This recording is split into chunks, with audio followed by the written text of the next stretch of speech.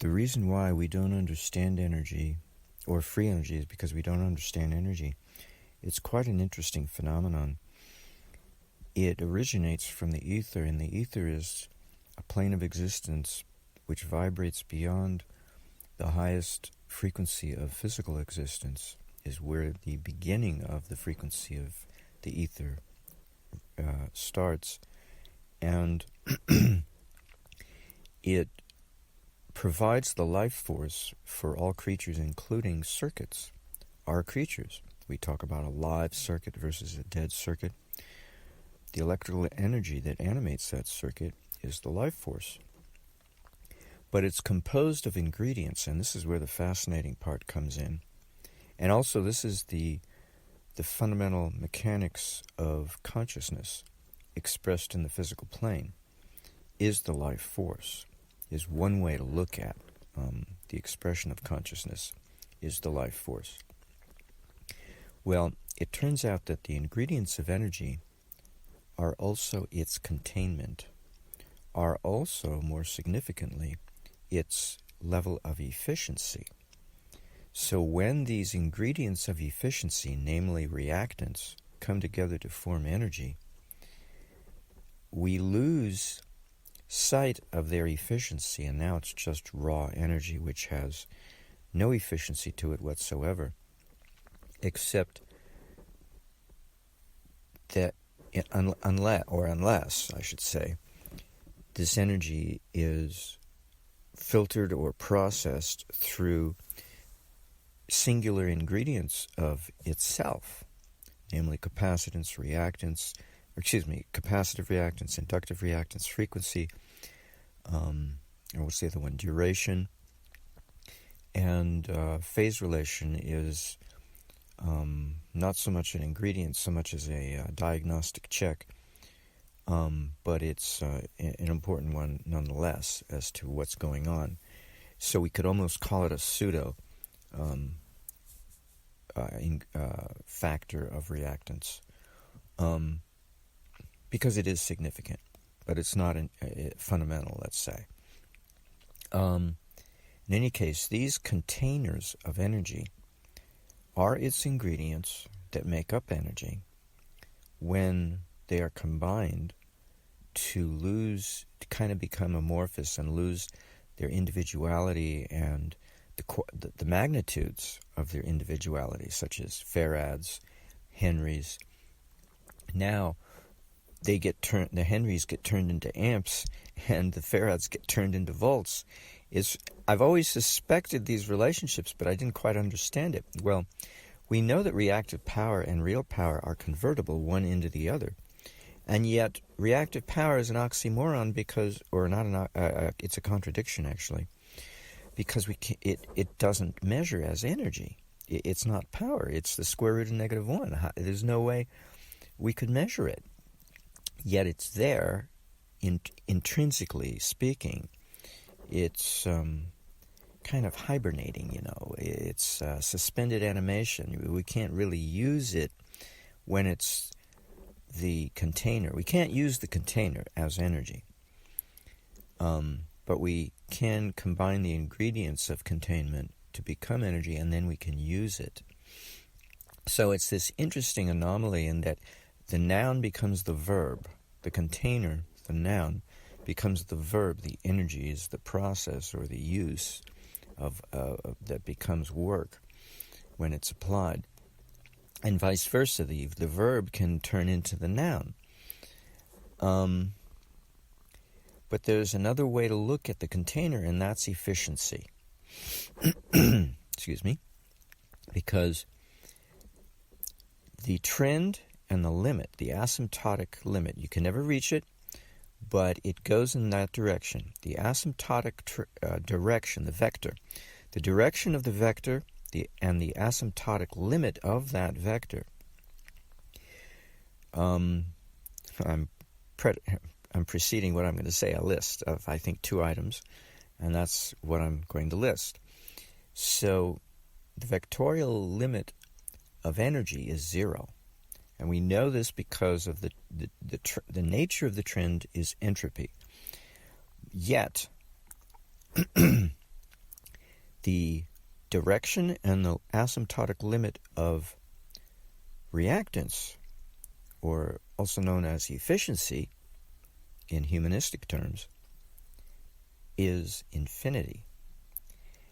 And they are not, even though you can translate one into the other, their embodiment in a circuit, let's say, of the behavior of a live circuit, are not tied to each other, and they're not tethered to each other in a strict manner. At any point in time, yes, they are. So we say, ooh, conservation of energy. And this is where conservation of energy breaks down. It's only a moment-to-moment assessment in which we say energy is conserved, and so the energy that got converted into reactive power, I should say the real power that got converted into reactive power has been conserved, but not over time. See, this is where the thing breaks down. Energy does not involve time, because time is one of the factors of reactance, but it disappears into energy when the factors combine to create energy. So time is useless as a term, and yet conservation of energy is predicated on a consistency of time. Time cannot change. It can't speed up, slow down, or go backwards, or else conservation is lost. It's no longer there. It's no longer upheld. Well, the factor of reactance known as time, or duration, or frequency, or its sidekick phase relation, those things only exist in the field of reactance, not in the field of energy. And yet the field of reactance is merely the components of energy, which results in its efficiency of use. So efficiency of use is a consequence of reactance, but it's a very significant one. And this is what I've been focusing on of late. But okay, let me get back to the tethering, though I have to finish that thought. The tethering, the conservation of energy, the conserved relationship of tethering between the conversion equivalence between reactive power and real power is only during each moment. Because when we look at this relationship, this tethering relationship between real power and reactive power over time, now we're looking at it in terms of reactance, not in terms of energy. So we can't have conservation of energy over time. This is where we break down. We just assume that it is, but it's not. It's only at a particular moment. Because the minute we get time into the situation, moments over time, moments of measurement, of quantification, moments of magnitude over time, we lose conservation. Because time is a factor of reactance, and reactance does not come under the umbrella of conservation because it's not energy. It's the components of energy, which are not conserved. This is where efficiency changes, wherein you can have a different rate of efficiency, namely reactance, at the input versus the output. Because the output is a different point in time. And reactance, all of the factors of reactance cannot be conserved, each and every one of them. They are not subject to conservation. They are subject to dilation. Just time alone, as an example, is a factor of reactance that can dilate. It can change its speed, it can change its direction. And so energy can't be conserved under those conditions. And so consequently, when we just look at this in a logical way, that means that over time, energy cannot be conserved. It's only at each moment that it is conserved. And this is the point that is lost on anybody who talks or thinks about free energy. Because we say the physics exclamation or pronouncement, the physical pronouncement that energy is conserved, but it can't be over time conserved. It cannot be. It's impossible. It's a fundamental error of definition of terms to assume that it can when we've already stated that it cannot be. As a consequence of our definitions of all of these actors on the stage of dynamic behavior. Let's put it that way. Leave out electricity. We don't need to call it thermodynamic or electrodynamic because it's all the same. It's the dynamism of existence.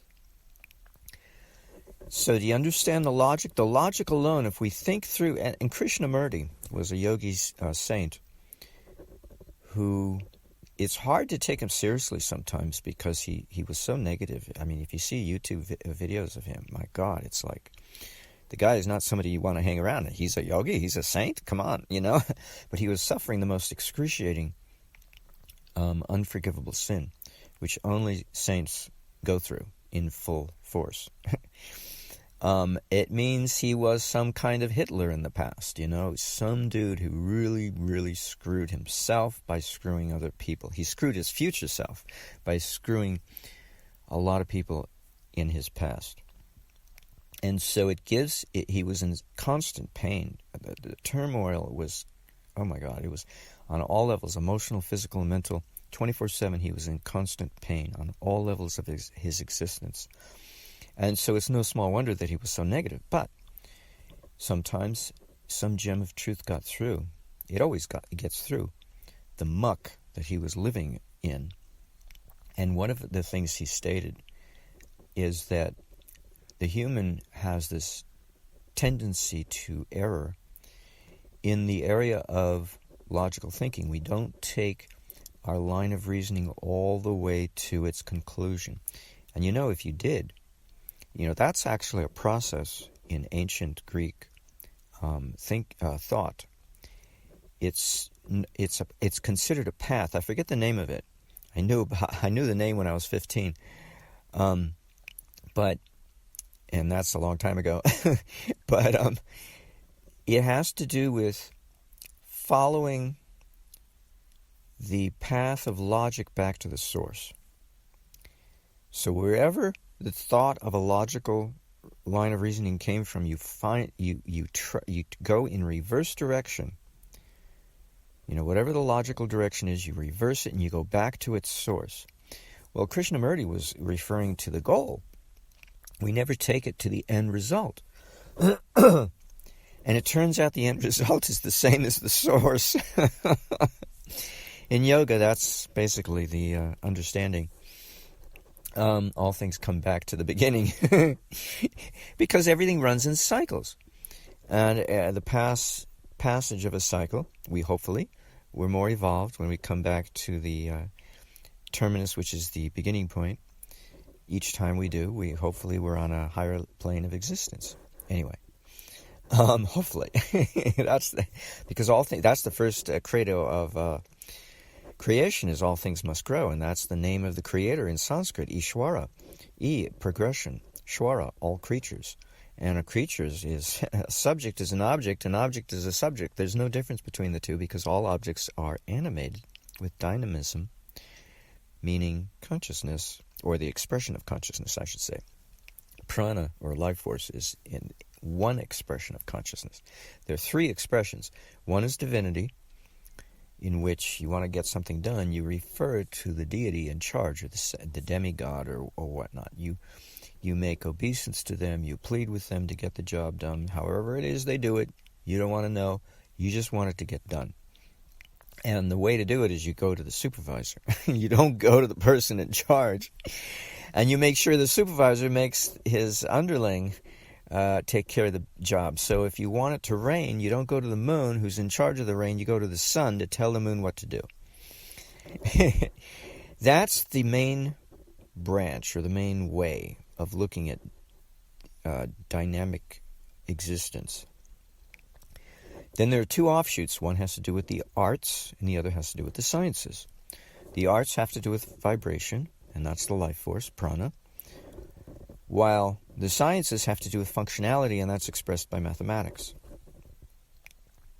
But it's also expressed by the siddhis, the so-called yogi powers, walking through walls, levitating. I mean, you ever stop to think the functional power it takes for a little baby to learn how to crawl and then walk on its hind legs and not fall over? We take it for granted, but that's a function, a skill. Any skill is a function, or a combination of functions, I should say, that we have to learn, and once we learn it, we take it for granted. But you can mathematically map out, and engineers do it all the time, what the walking procedure is, or else we wouldn't have computer graphical animations of a stick figure walking if we didn't know what the mathematics was. And this is what simulators do, and they simulate a live circuit. It's all mathematics because it's the functionality. Okay? So this is the way to look at reality. But the main point of this recording is to look at the relationship between reactance and energy is only strictly conserved as a tethering equivalency within each moment of time. And of course, I'm not even going to go into the realm of what is a moment, because I can't tell you what it is. But we all talk about it as if it exists. So let's just assume that it does, and maybe a fiction of the mind for all we know. And yet it's a useful one because we know over time, moment to moment, energy cannot be conserved. So it is a useful concept. It does serve a useful purpose, whether or not we actually know what we're talking about when we refer to it. Oh, God.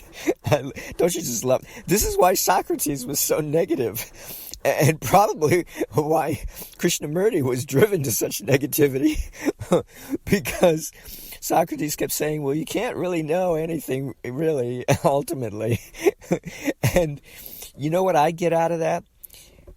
Plato going and listening to him talk like that over and over again had the inverse result. Instead of Plato becoming another Socrates, and I don't think anybody can, Socrates was a unique individual all to himself. You just can't replicate him in any of his students or anyone.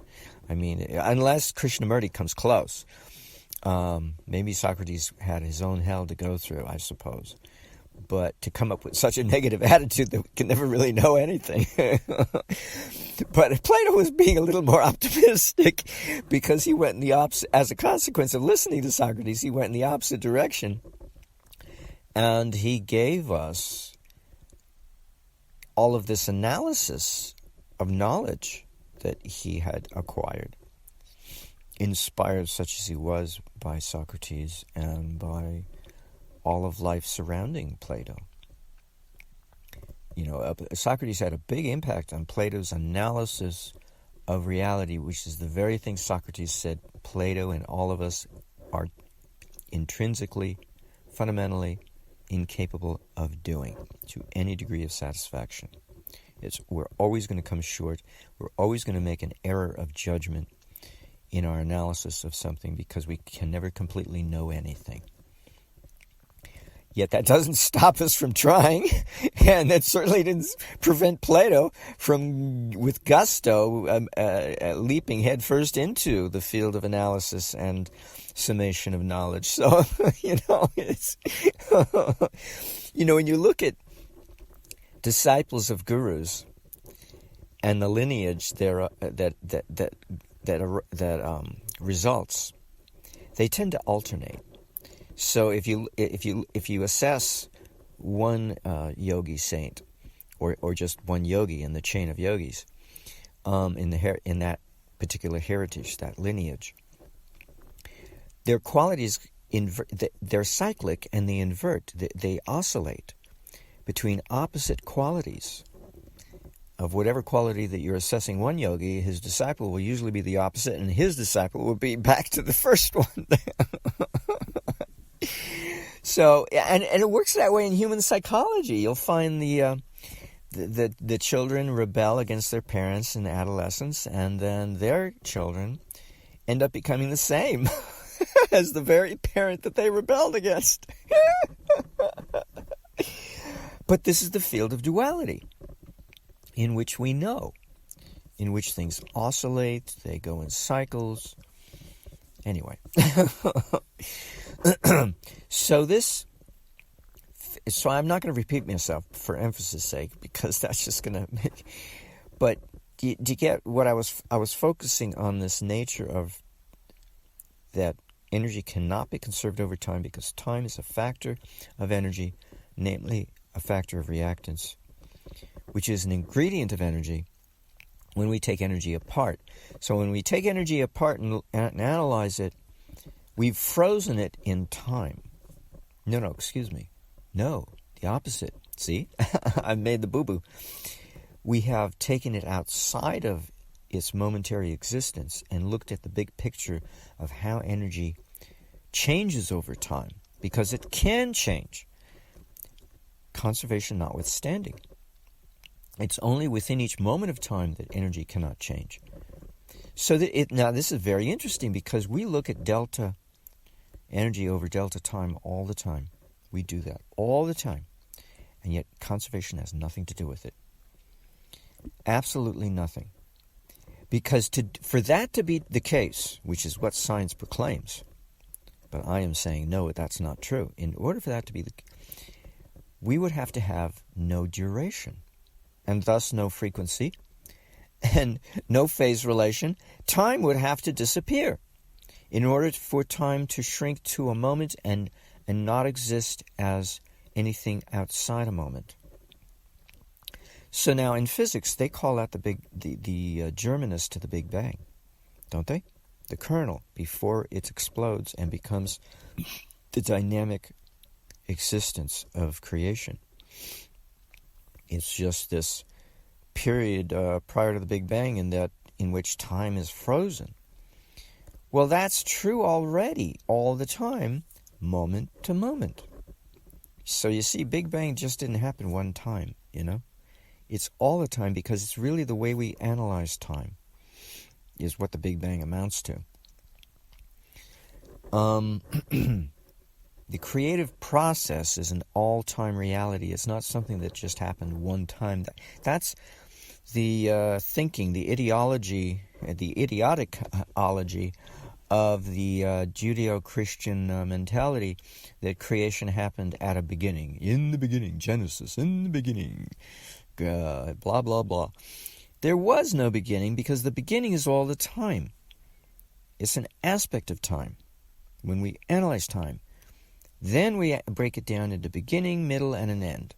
A beginning, initiation, a process of dynamism, and a terminus. But that's just an analysis. That's a creation of the human mind analyzing the situation, which the situation calls for the analysis and is capable of the analysis, which means the analysis is intrinsic. That analysis is intrinsic to time, but it's not, we usually don't see it expressed. Well, we do see it expressed, that's right. See, things in reality tend to be complicated, and that's why we're constantly analyzing, coming up with new aspects of knowledge in analyzing a situation, because the intricacy of any aspect of creation, reality, whatever you want to call it, is very, very complicated. And I think it's inherently designed to be, because of the interconnectedness of all things. And if you consider the vastness not of material creation, but the vastness of knowledge of both material and immaterial, the subtle planes of creation that are not physical, such as the ether. Because of this interconnectedness, there is going to be no end of analysis. The combinatorial ways that you can relate one thing to another thing and come up with a conclusion and an opinion differing from somebody else's opinion or your own over time, just by taking a different point of view. Even though your field of view is the same, if you take a different point of view, you end up with a different conclusion. So it's amazing how fascinating knowledge can be. It's probably an endless, what do you call it, a bottomless pit you just fall into and keep falling.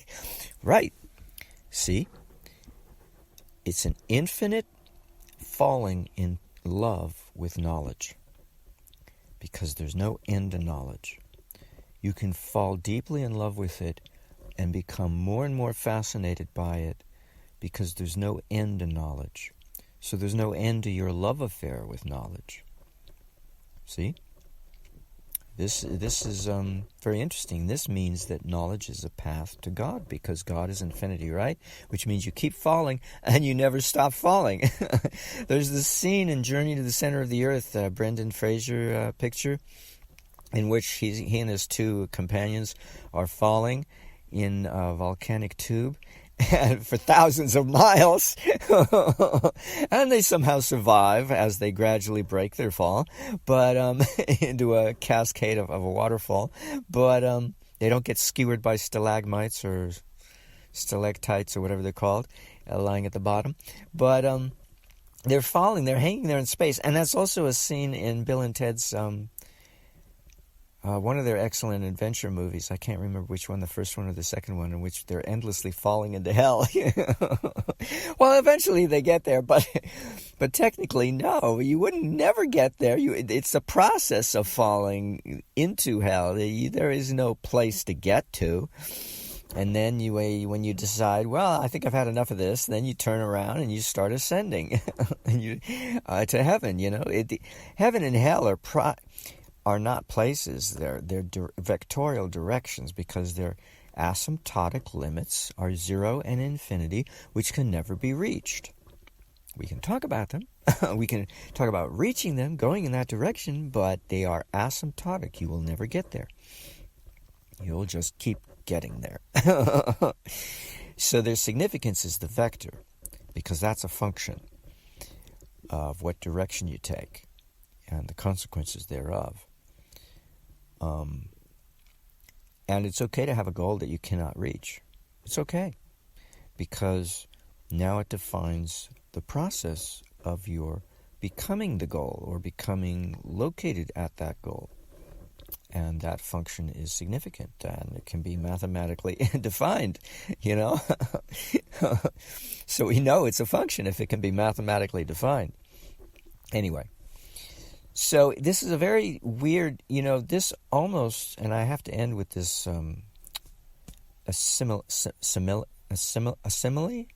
similitude, in which from philosophy, metaphysical philosophy or spiritual philosophy, that when you take ingredients and you put them together, you get something that's no longer the ingredients. Oh, this is synergy. This is where Buckminster Fuller came up with a term and he called it synergy, in which the whole is greater than, or different. It's not merely greater, it's more complicated. And it's different than the sum of its parts. It's more than just greater. It's more complicated, it's more intricate. It's just a different reality. But in this case, it's the other way around. When we go to the parts, it becomes complicated. When we go to the amorphous whole, it's amorphous. It's unity. You can't say anything about it. And this is really why we usually say that God is not something you can define, because all of the factors of God get smeared into this amorphality of unity that doesn't have any qualification to it in a state of unity. But when you start to analyze it, you break it down into its factors. And now you can talk about it ad infinitum, all the different qualities that went to make up that amorphous unity of bliss that never changes. It's just bliss. It just goes on, bliss, Very boring from the standpoint of analysis, because there's nothing there to change. It's a field of non-change, because it's a field of unity, in which factors don't exist anymore. Analysis does not exist anymore. It's just bliss. Unending, non-changing bliss. And so delta no longer is there. Delta time, delta energy, it's gone because it's in a state of union. Does that help qualify the situation? So a moment of time, I'll take a guess, is a point of union.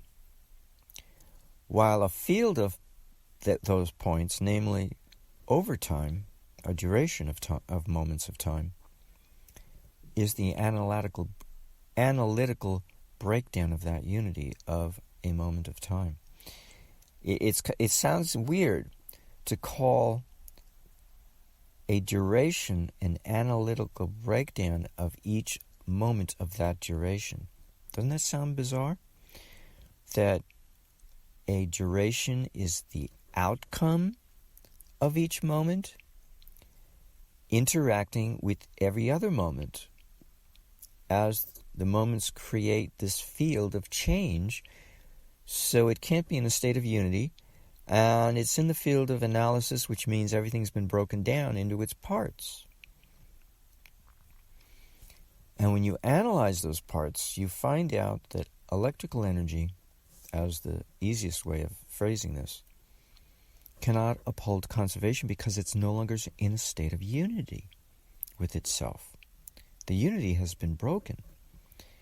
When you look at time longer than the duration of a single moment, conservation cannot be upheld because union has been broken. The unity of whatever it is we're looking at has been broken down into the analysis of its parts. And when that happens, it's a loose association at that point, and you can do whatever you like. Once you put that duration back together again as a singularity of moment, it'll look like the energy value has changed. And this is the mistake that simulators make time and time again because they've been programmed to do that. To look at duration in terms of a single moment. And so they'll chart it out. How many amps, how many volts are the outcome of the duration of a circuit simulation.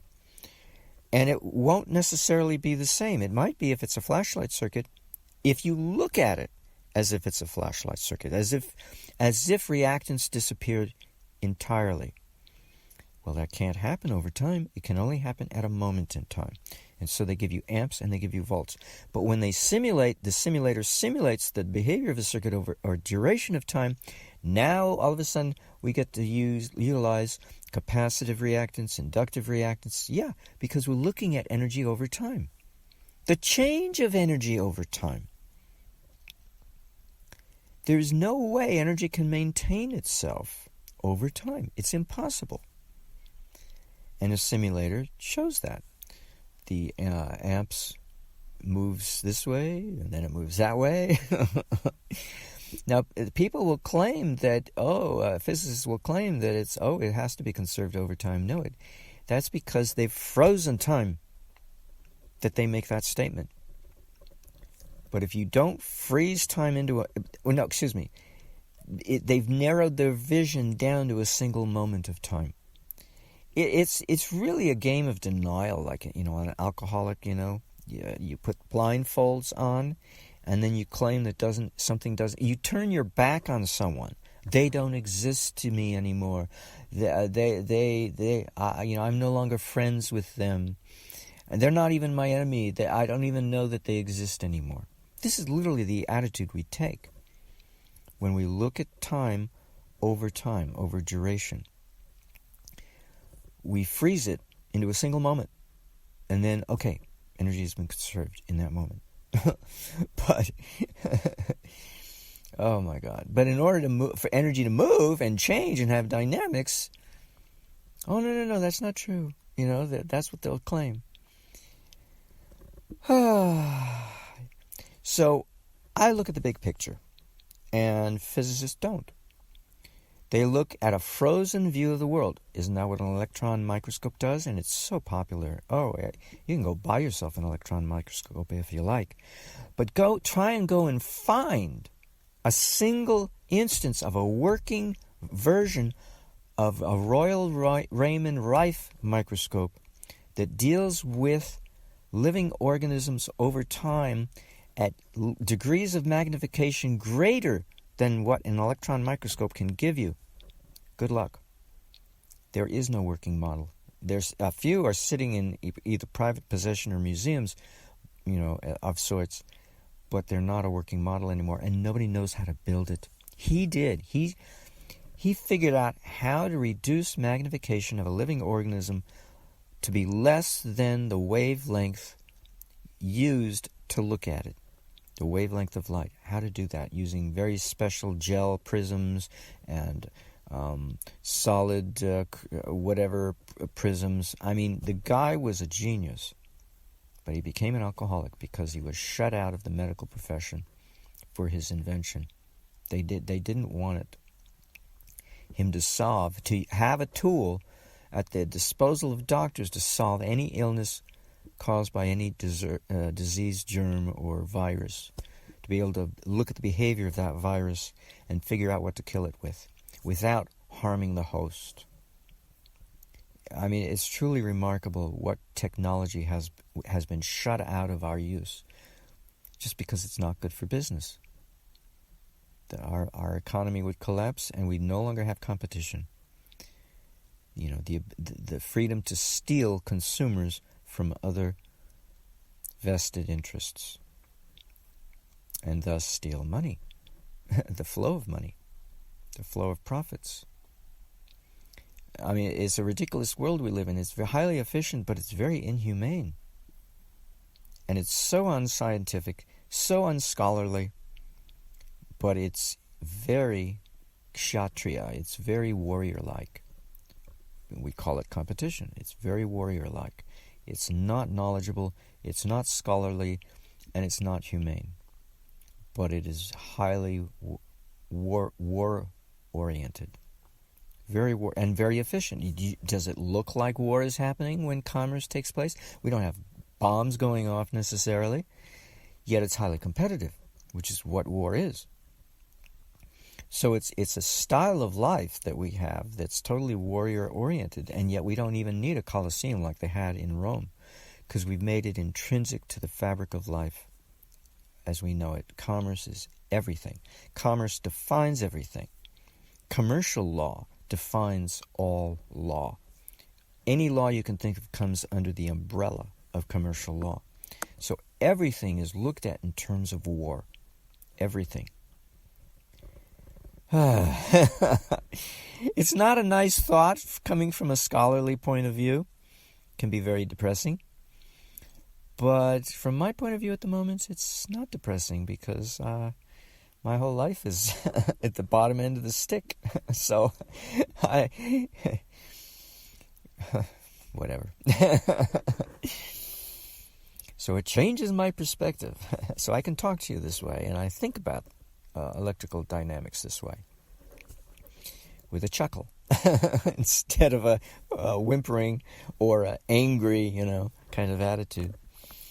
But it's really a question of logical thought in order to dismantle to see how limited conservation is. Conservation is literally talking about the unity of God. That's literally what it's talking about. But creation is not the unity of God. Creation is the disassembly of that union of God into the multifarious factors of God, changing all the time, but unity never changes, and that's why it's always conserved. Only unity can be conserved, but multiplicity cannot. It's intrinsically in impossibility, and it's a self-contradiction. Okay? Anything anybody would tell you otherwise is a con job without the servation. It's not doing you any service. There's no servation there. It's strictly con without the service, without the servation. If you want to do a little wordplay there and use it as a way of explaining it in a very quick fashion, which doesn't say too much, but it's kind of cute and clever. Oh, I've been talking now for 40 minutes, not bad. And I'm dizzy just looking at my time on my cell phone. I better look back up again. Okay, enough talking.